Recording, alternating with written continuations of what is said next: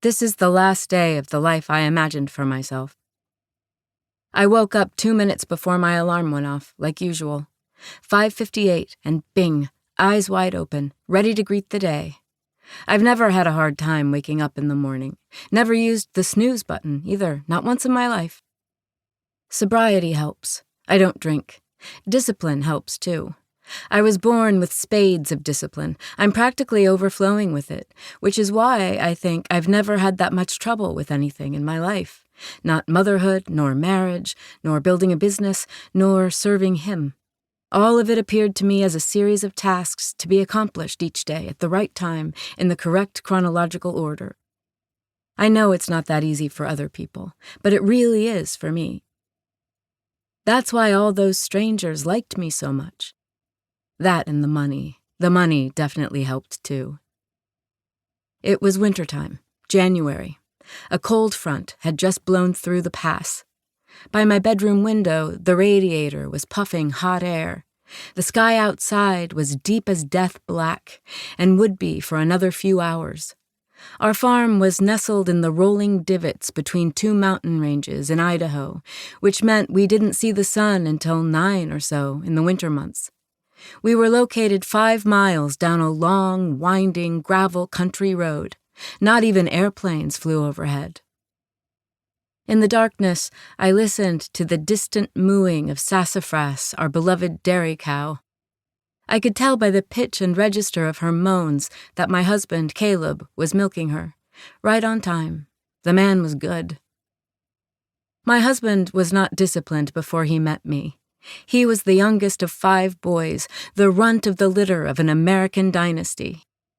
His father was the latest senator in a long line of U.S. senators, currently barreling through a presidential bid, 3rd time's the charm.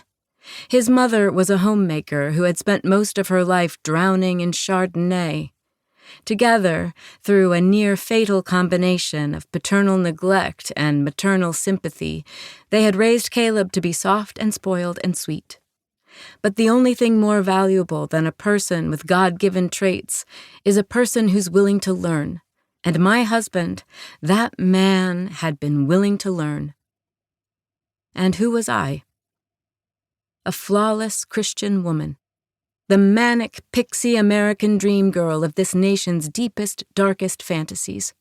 The mother every woman wanted to be, and the wife every man wanted to come home to. Like a nun in a porno, it didn't make sense. But also, by God, it worked. My name is Natalie Heller Mills, and I was perfect at being alive.